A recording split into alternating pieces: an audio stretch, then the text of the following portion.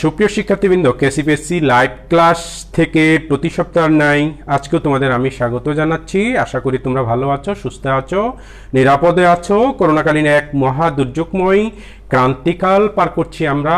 প্রতিদিনই যুক্ত হচ্ছে মৃত্যুর মিছিলে নতুন নতুন ব্যক্তির নাম, নতুন নতুন মানুষের নাম। অনেক প্রমিনেন্ট ফিগারকে আমরা হারিয়েছি, আমাদেরকে ছেড়ে চলে গিয়েছেন পৃথিবী থেকে। তো আক্রান্তের সংখ্যাও দিন দিন দেখতে পাচ্ছি বৃদ্ধি পাচ্ছে। খাগড়াছড়িতেও আক্রান্তের সংখ্যা বৃদ্ধি পাচ্ছে। তাই প্রতিবারের ন্যায় এবারেও বলবো, stay at home, stay safe. তোমাদের শারীরিক ও মানসিক স্বাস্থ্যের যত্ন নাও। আশা করি সবাই তোমরা তোমাদের যত্ন নিচ্ছ। তারপরেও একজন শিক্ষক হিসেবে এই কথাগুলো মনে করিয়ে দেয়া আমার নৈতিক দায়িত্ব বলে আমি মনে করি। তাই আমি তোমাদের সামনে নিয়ে আসছি সমান ইম্পর্টেন্ট। এখান থেকে বোর্ড পরীক্ষায় দুটি আবশ্যিক অঙ্ক হবে, সুতরাং চ্যাপ্টারটিতে আমাদের অবশ্যই গুরুত্ব দিতে হবে। তো আজকে আমি ফিরে যাচ্ছি ক্লাসে। তোমরা দেখতে পাচ্ছ বোর্ডে আমি একটি উদ্দীপক নিয়ে এসেছি। উদ্দীপকটি তোমরা ভালো মতো মনোযোগ দিয়ে দেখবে এবং উদ্দীপকটি আমরা ফাইনালি সলভ করার চেষ্টা করব। তোমরা প্রথমত উদ্দীপকটা মনোযোগ দিয়ে পড়ো এবং তোমরা খাতা কলম নিয়ে তোমাদের বাসায় বসো, যাতে আমরা সুন্দরভাবে সঠিকভাবে এই উদ্দীপকটি সমাধান করতে পারি। এই উদ্দীপকটি সমাধানের মাধ্যমে আমরা চ্যাপ্টারের অনেকটা অংশ ক্যাপচার করতে পারবো। সুতরাং তোমাদের ফার্স্ট ইয়ার এবং সেকেন্ড ইয়ার উভয়ের মঙ্গলার্থে ভালো একটা প্রিপারেশন নেওয়ার জন্যই আমি মূলত এই চ্যাপ্টারটি তোমাদের জন্য নিয়ে আসছি। তোমরা উদ্দীপকটি ভালো মতো দেখে নাও বোর্ড থেকে এবং তোমাদের খাতা কলম নিয়ে তোমরা প্র্যাকটিস করতে বসে যাও।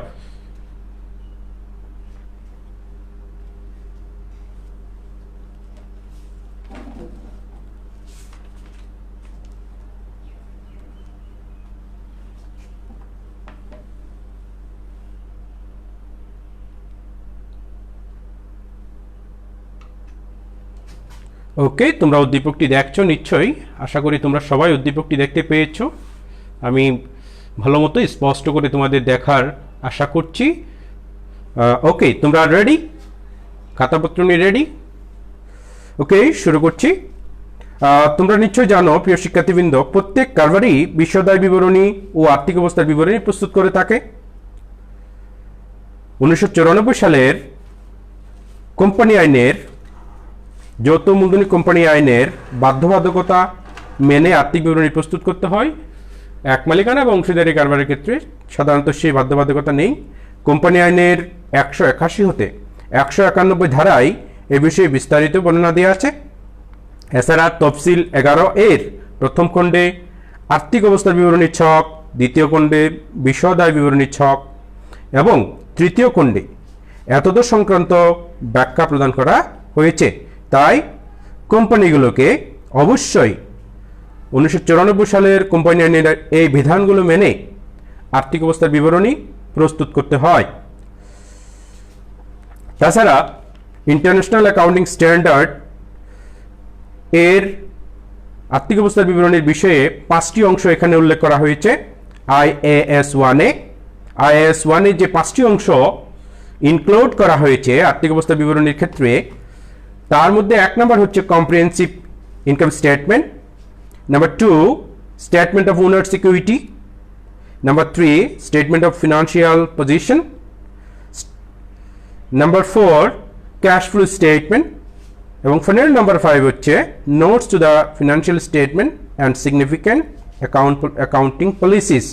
এই বিষয়গুলো মেনেই, ইন্টারন্যাশনাল অ্যাকাউন্টিং স্ট্যান্ডার্ডের নিয়ম মেনেই বাংলাদেশ তথা সারা বিশ্বের যৌথ মূলধনী কোম্পানিগুলো তাদের আর্থিক বিবরণী প্রস্তুত করে থাকে। ওকে, তো আমরা উদ্দীপকের ক প্রশ্নের উত্তরে যাচ্ছি। তোমরা নিশ্চয়ই উদ্দীপকটি ভালো মতো পড়েছ এবং অলরেডি তোমরা তোমাদের খাতা কলম নিয়ে তোমাদের টেবিলে বসেছ। যাই হোক, তো আমরা ক প্রশ্নের উত্তরে যাচ্ছি। আমি বোর্ডের একটা অংশ মুছে দিচ্ছি যাতে আমাদের উত্তর করতে, সমাধান করতে সুবিধা হয়। ওকে, আমি একটা অংশ মুছে দিচ্ছি, তোমরা যেন তোমাদের উত্তরগুলো সঠিকভাবে দেখতে পাও। ওকে, উত্তর ক,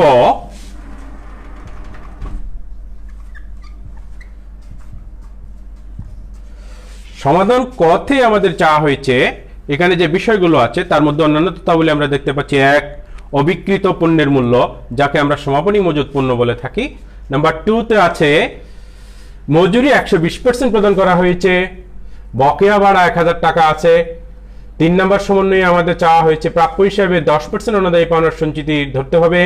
4 নম্বর সমন্বয়ে বলা হচ্ছে দালান কোটার 5% এবং যন্ত্রপাতির উপর 10% অবশ্যই ধার্য করতে হবে। তাছাড়া 5 নম্বরের সঞ্চিতি তহবিলে 5000 টাকা স্থানান্তরের বিষয় উল্লেখ আছে। নাম্বার 6 সমন্বয়ে বলা আছে শেয়ার প্রতি 2 টাকা হারে লভ্যাংশ ঘোষণা করতে হবে। অপশন ক, বিক্রয়যোগ্য পণ্যের ব্যয় নির্ণয় করো। অপশন খ, নিট লাভ 51700 টাকা ধরে সংরক্ষিত আয় বিবরণী প্রস্তুত করতে হবে।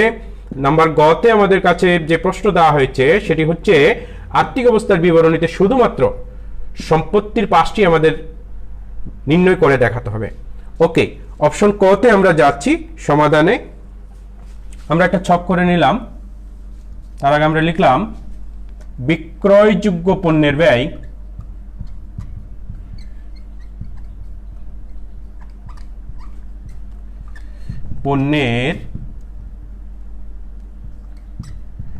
ব্যয় নির্ণয়। ছোট্ট একটা ছক করে নিলাম। বিবরণ টাকা টাকা। এর প্রসঙ্গে একটা কথা বলে রাখছি, আসলে বিক্রয়যোগ্য পণ্যের ব্যয় হচ্ছে এমন একটি ব্যয় যেটি প্রারম্ভিক মজুদের সাথে ক্রয় সংক্রান্ত খরচ যোগ করলে পাওয়া যায়। প্রারম্ভিক মজুদের সাথে ক্রয় এবং ক্রয় সংক্রান্ত খরচ অর্থাৎ প্রত্যক্ষ খরচগুলো যোগ করলে যে পরিমাণ অংশ পাওয়া যায় তাকে আমরা বলছি হচ্ছে বিক্রয়যোগ্য পণ্যের ব্যয়। তো এখানে আমরা প্রথমত প্রারম্ভিক মজুদ নিয়ে আসছি। প্রারম্ভিক মজুদ পণ্য আমরা নেওয়া মিলে দেখিয়েছি 5000 টাকা। তার সাথে আমরা ক্রয় যোগ করব, ক্রয় দেওয়া আছে 65000 টাকা।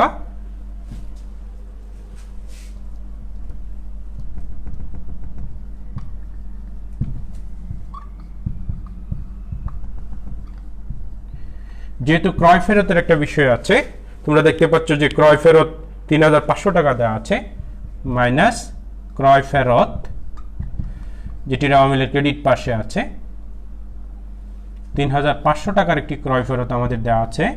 সুতরাং ক্রয় থেকে যদি আমরা ক্রয় ফেরত 3500 মাইনাস করি 61500 টাকা আমরা বিয়োগ করে পাই। তাছাড়া প্রত্যক্ষ খরচ হিসেবে রয়েছে আমাদের মজুরি।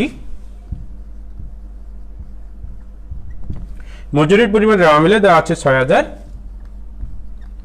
তবে মজুরি সংক্রান্ত একটা সমন্বয় দেওয়া আছে যেটি 120% মজুরি প্রদান করা হয়েছে।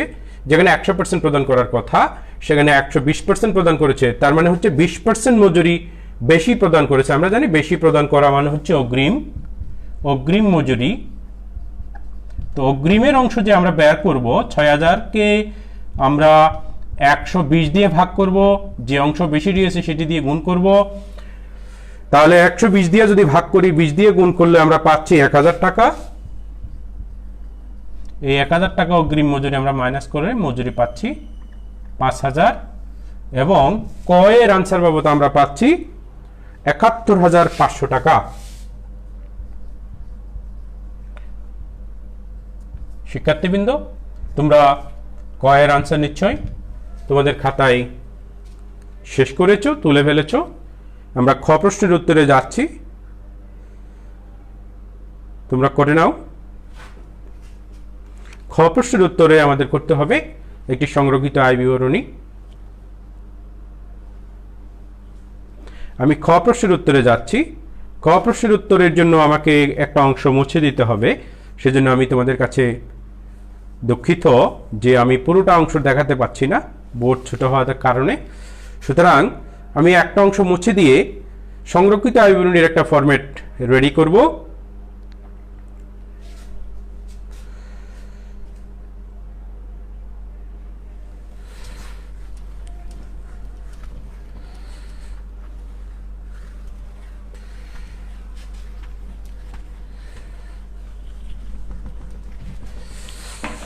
অপশন খ,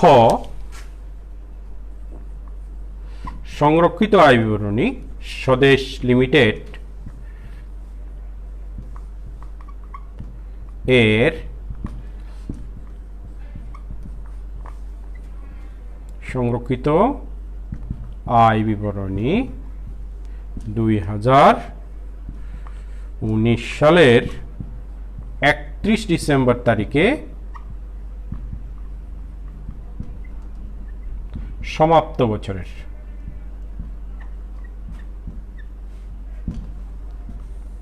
আমরা একটা ছক করে নিতে পারি।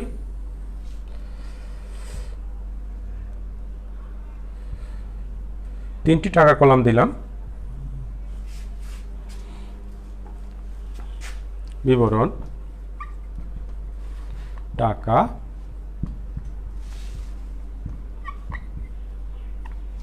টাকা। প্রথমত আমাদের যেটা নিয়ে আসতে হবে, যে রাওয়া মিলে যে ক্রেডিট পাশে একটি সংরক্ষিত আয় বিবরণীর ওপেনিং ব্যালেন্স ছিল, সেটা আমরা নিয়ে আসছি। সংরক্ষিত আয় বিবরণীর জের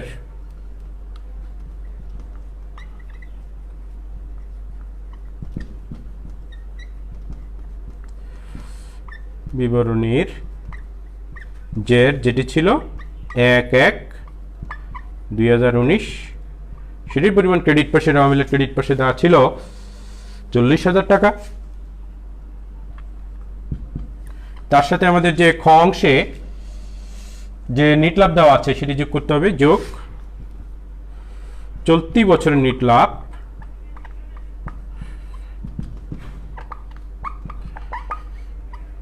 যেটির পরিমাণ দেওয়া আছে 51,700 টাকা, যোগ করলে আমরা পাচ্ছি 91,700 টাকা, বাদ মুনাফার বন্টন। উক্ত অংশ থেকে কোম্পানি শেয়ার হোল্ডারদের উদ্দেশ্যে কিংবা অন্যান্য উদ্দেশ্যে কতটুকু মুনাফা বন্টন করলো সেটা আমরা এই অংশে দেখাতে পারি। প্রথমে আসছি, রাওয়া মিলের ডেবিট পাশে একটা লভ্যাংশ, বিগত বছরে একটা লভ্যাংশ বন্টন আছে, সেটি তোমরা দেখে লিখতে পারো। লভ্যাংশ প্রদান ডেবিট পাশে দেওয়া আছে রাওয়া মিলের, সেটির পরিমাণ হচ্ছে 15,000 টাকা। সঞ্চিতি তহবিলে স্থানান্তরের জন্য একটি 5 নম্বর সমন্বয়ে বলা আছে সঞ্চিতি তহবিলে 5,000 টাকা স্থানান্তরের কথা। তাহলে আমরা লিখতে পারি সঞ্চিতি তহবিলে স্থানান্তর 5,000। তাছাড়া ঘোষণাকৃত লভ্যাংশ, শেয়ার প্রতি 2 টাকা ঘোষণাকৃত লভ্যাংশ আমরা রাওয়া মিলে দেখেছি যে 80,000 টাকা শেয়ার মূলধন দেওয়া ছিল। তাহলে লিখতে পারি ঘোষণাকৃত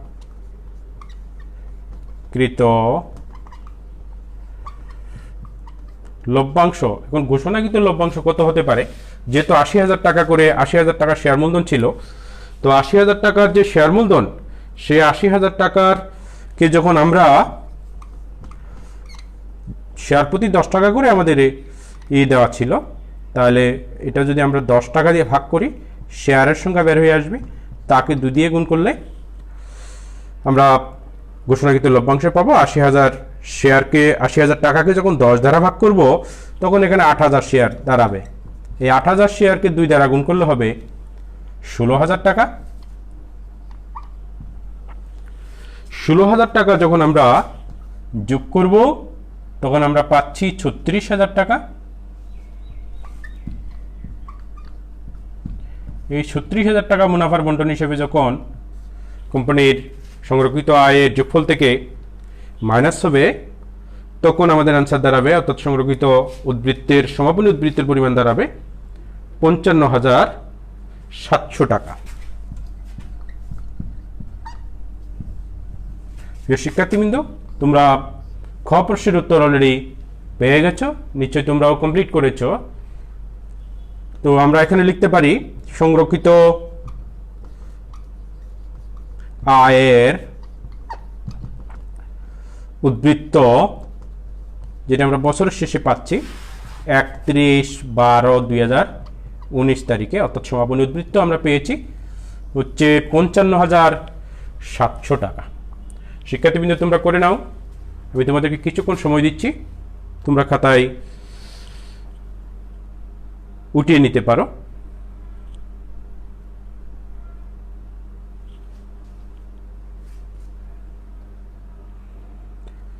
ওকে, এটা উঠানোর পরে আমরা ফাইনালি যে প্রশ্ন গ নম্বর যে অপশন আছে আর্থিক অবস্থার বিবরণীতে সম্পত্তির পাশ দেখাতে হবে, সেটাই আমরা যাচ্ছি। তো আমরা চলে যাচ্ছি, শিক্ষার্থীবৃন্দ তোমরা গ নম্বর উত্তরে চলে যাও। আমি গ নম্বর উত্তরের জন্য একটা অংশ মুছে দিচ্ছি। গ নম্বর প্রশ্নের উত্তরের জন্য আমাকে এই অংশটুকু মুছতে হবে।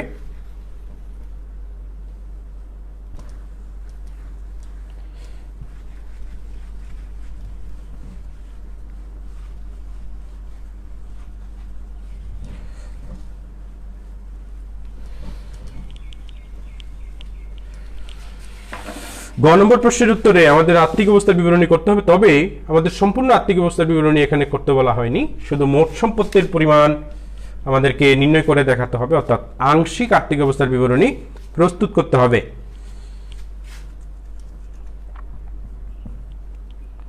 স্বদেশ লিমিটেড এর আর্থিক অবস্থার বিবরণী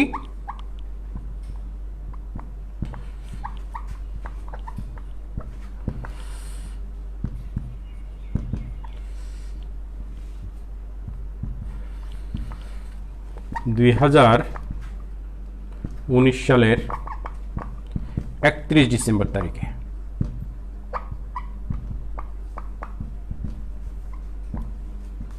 আমরা একটা ছক টেনে নিলাম। ছকে আমরা 3টা টাকা কলাম দেখাচ্ছি।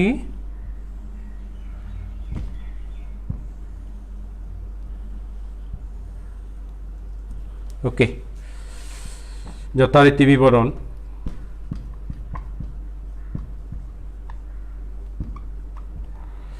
টাকা টাকা টাকা। প্রথমে আমরা সম্পত্তি সমূহ একটি মেইন পয়েন্ট দিয়ে দিলাম।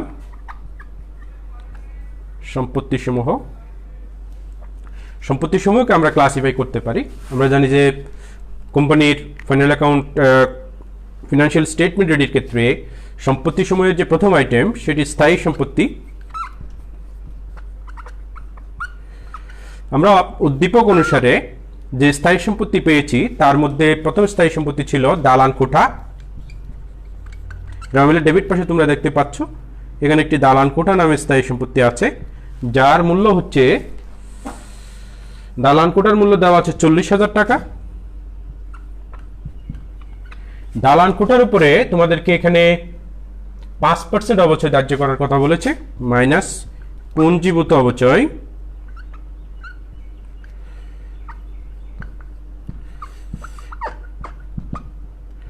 পুঞ্জীভূত অবচয় যদি আমরা বলি 5%, 40,000-এর 5% হয় 2,000 টাকা। সুতরাং এখানে আমরা পাচ্ছি 38,000 টাকা। তাছাড়া আমাদের হাতে সম্পত্তি রয়েছে যন্ত্রপাতি। যন্ত্রপাতির পরিমাণ দেওয়া আছে আমাদের এখানে 60,000 টাকা, মাইনাস পুঞ্জীভূত অবচয়।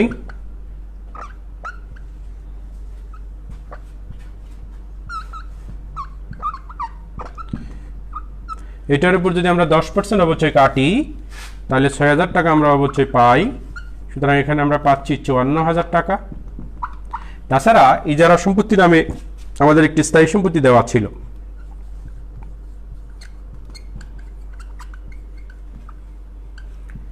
ইজারা সম্পত্তি, সেটির পরিমাণ দেওয়া ছিল 8,000 টাকা।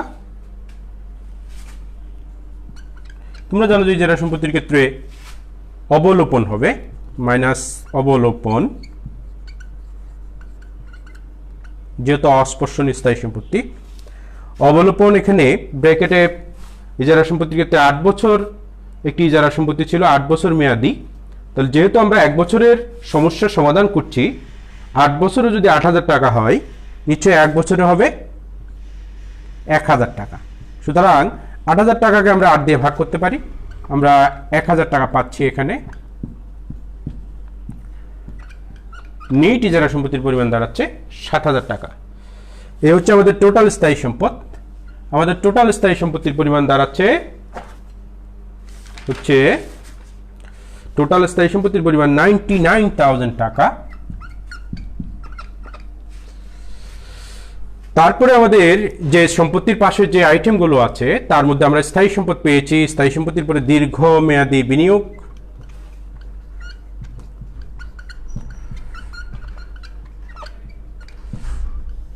অঙ্কে দীর্ঘমেয়াদী বিনিয়োগের কোনো আইটেম দেওয়া নাই, সুতরাং এটা আমরা কিছুই পাচ্ছি না, আমরা নীল দেখালাম। তারপরে রয়েছে হচ্ছে চলতি সম্পদ,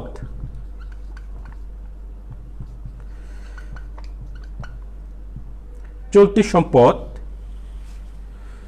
চলতি সম্পত্তি হিসেবে আমরা এখানে পাই প্রাপ্য হিসাব। রামলের ডেবিট পাশে তোমরা একটা প্রাপ্য হিসাব দেখতে পাচ্ছ। প্রাপ্য হিসাবের পরিমাণ দেয়া আছে 25,000 টাকা এবং এই 25,000 টাকার উপরে 10% নতুন অনাদায়ী পাওনা সঞ্চিতি সৃষ্টির কথা বলা আছে। সুতরাং নতুন অনাদায়ী পাওনা সঞ্চিতি নামে আমরা একটা অংশ মাইনাস করতে পারি।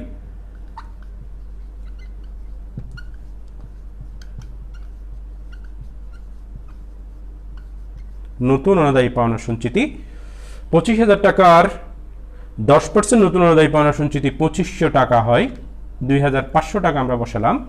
সুতরাং 22,500 টাকা আমরা এখানে প্রাপ্য হিসাব, নিট প্রাপ্য হিসাব পাই। তাছাড়া আমাদের এখানে একটা অগ্রিম মজুরি ছিল। আমরা জানি যে অগ্রিম সকল প্রকার খরচ চলতি সম্পত্তি হিসেবে গণ্য, তাহলে অগ্রিম মজুরি আমরা নিয়ে আসতে পারি। অগ্রিম মজুরি পরিমাণ ছিল 1,000 টাকা। তাছাড়া আমাদের একটি অবিক্রিত মজুদ পণ্য ছিল যেটি সমাপনী মজুদ পণ্য, সুতরাং আমরা লিখতে পারি সমাপনী মজুদ পণ্য, যেটির মূল্য দেওয়া ছিল 35,000 টাকা। এমত অবস্থায় এই তিনটি আমরা তোমার চলতি সম্পত্তি হিসেবে তিনটি আইটেম আমরা এখানে পাই। এই তিনটি আইটেমের মূল্য দাঁড়ায় 58,500 টাকা। আমরা রেওয়ামিল এবং অন্যান্য তথ্যাবলী বিশ্লেষণ করে দেখতে পাই যে অন্য কোনো আইটেম সম্পত্তির দিকে আসার মতো নেই, যার কারণে আমরা মোট সম্পত্তির পরিমাণ নির্ণয় করতে পারি। মোট সম্পত্তির পরিমাণ 1,57,500 টাকা।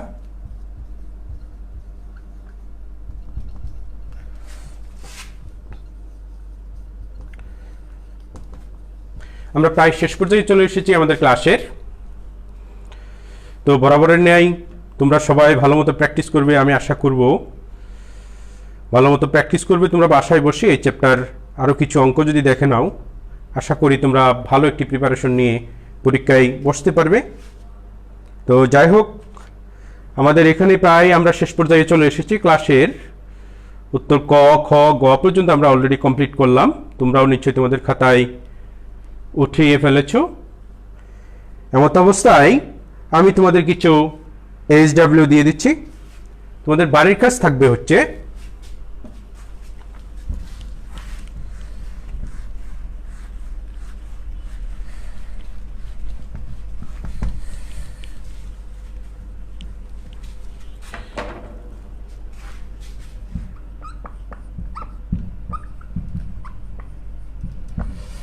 বাড়ির কাজ থাকবে কুমিল্লা বোর্ড 2019 তোমরা করতে পারো। তাছাড়া যশোর বোর্ড 2019 অঙ্ক দুটি খুবই ইম্পর্টেন্ট, এগুলো তোমরা বাসায় বসে কমপ্লিট করতে পারো। দেখতে দেখতে আমরা প্রায় ক্লাসের শেষ পর্যায়ে চলে এসেছি।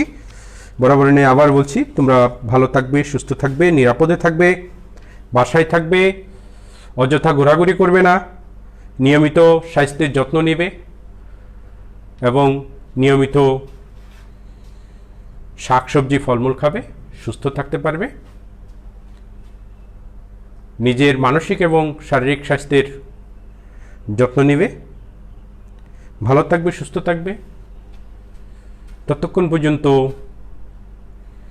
আমরা আবার আসবো, তোমাদের সামনে চলে আসবো নতুন নতুন ইস্যু নিয়ে, নতুন চ্যাপ্টার নিয়ে। এই পর্যন্ত তোমরা সবাই ভালো থাকবে, সুস্থ থাকবে। খুদা হাফেজ।